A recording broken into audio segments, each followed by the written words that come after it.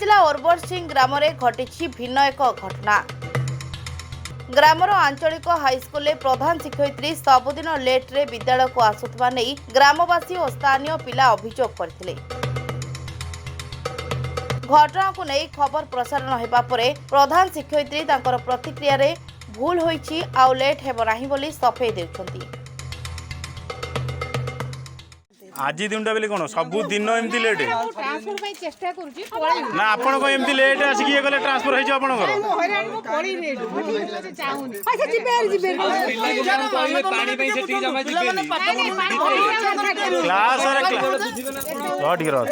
class रे teacher basundi ए बुढ़िया बा मु कहूनी आम छाड़ी दू तुम भरोसा रे जे शिक्षार मानदंड टिके बुझन देबा सम्मान हम को जन को मिसबिहेव करछु की आपण सुनंदु मैडम आपण से हिसाब रे चेष्टा करिवे न